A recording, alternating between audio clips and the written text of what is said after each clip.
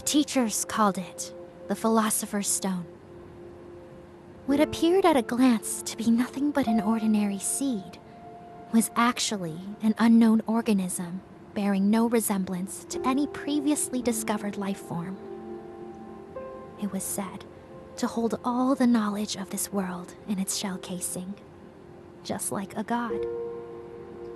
For the sake of reading its memories, the seed was implanted in me from the moment of my birth. I was created solely to become the seed's incubator. But exactly because I grew alongside it, I know its true nature. This is a demon seed. If we carelessly allow it to keep growing, one day, it'll... Well, whenever that happens, I'll be dead as a doornail, so it's got nothing to do with me.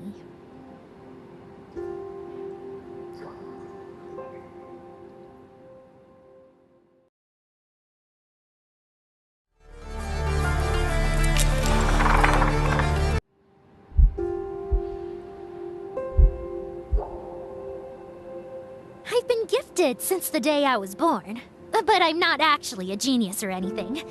It's just the influence of the seed.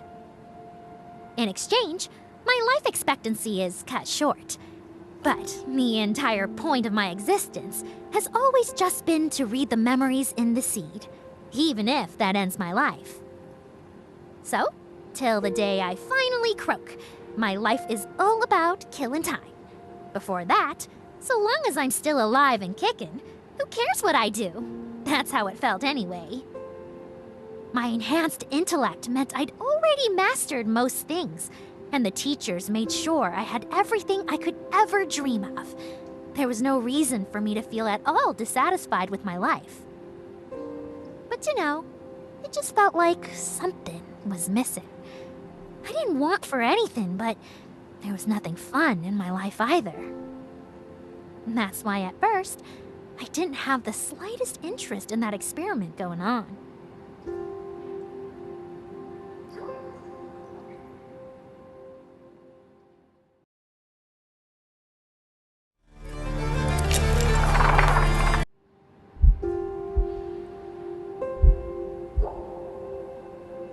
The experiment was a failure, leaving a lone student on her knees in tears.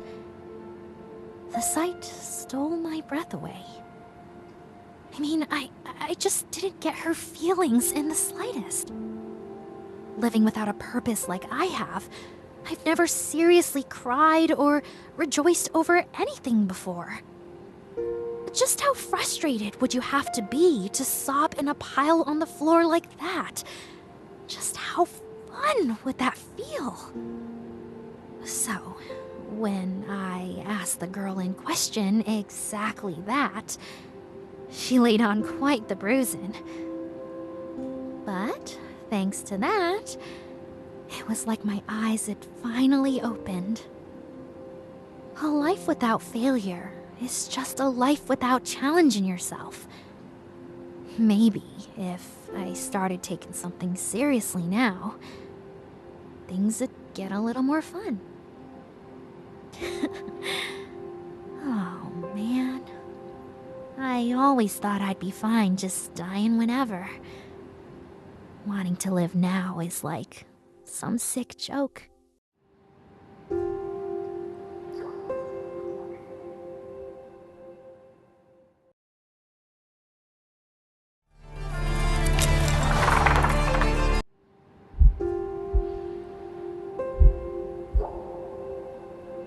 I was going to remove the seed from inside me. That's what I decided. But as its roots were already embedded inside me, removal was already impossible. But its very impossibility is what makes it worth the risk. The teachers were sure to oppose me if they knew. So I pretended I was going to conduct an experiment to read the seed's memories. Even cutting into my sleep left me with barely any time, so I was forced to cut corners. Making concessions on my potential survival felt so frustratingly at odds with the whole point. It gave me a strange thrill. Finally, it was the day of the experiment. At the teacher's, "I assume you're fully ready for this," I couldn't answer. After all, if I failed, I'd die. I'd be dead. Just like that. I knew that from the start, but only then did my legs begin to shake. So, dying was always supposed to feel this scary, huh?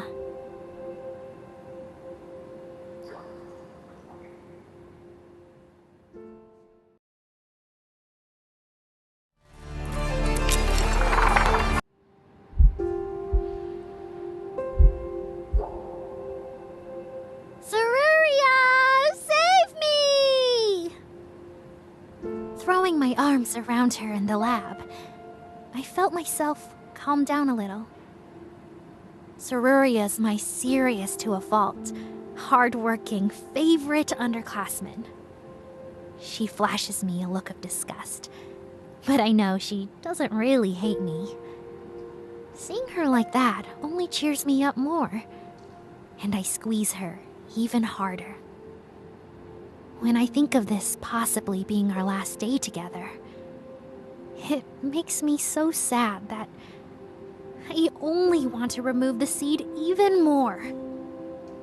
I'd crafted new theories, implemented the tiniest of improvements to my equipment, and left my documents in plain sight all for this. But despite my efforts, I still have no proof that any of this will work. I'm sure of one thing, though. If this works, I'll be the happiest I've ever been in my whole life. That's why I no longer felt any fear holding me back. Begin the experiment right away! Upon seeing my return, the teacher smiled before activating the machine attached to me. After that, I felt something inside me burst.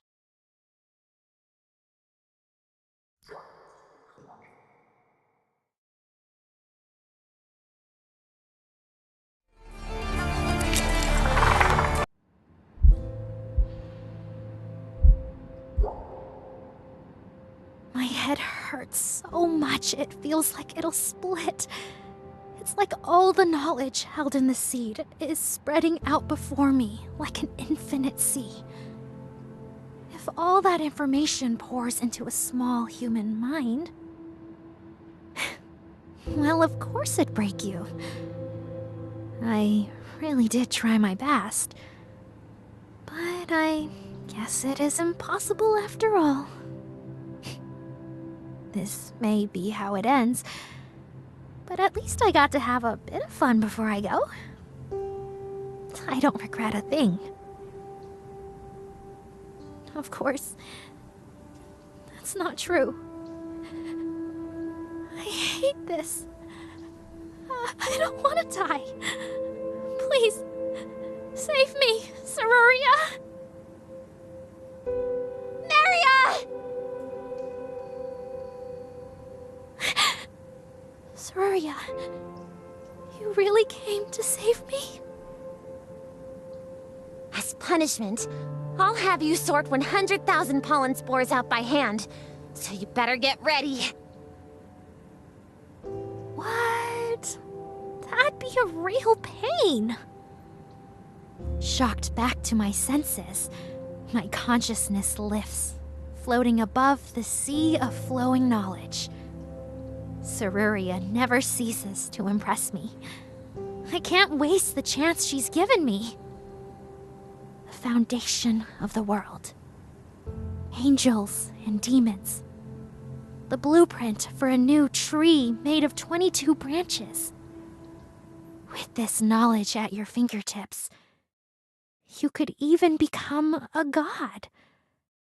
But I'll destroy every last trace of it. Like water spiraling down a drain, the truths of this world began to disappear. When I finally opened my eyes, I did my best to put on my biggest smile for the girl crouching before me, who looked to be on the verge of tears. At least make it 10,000. 100,000's way too much.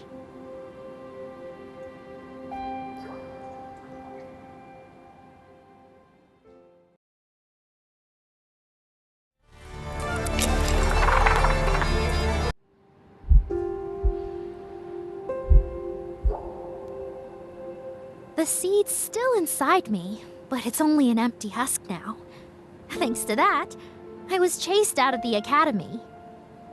But not long after that, a guy with a staff approached us.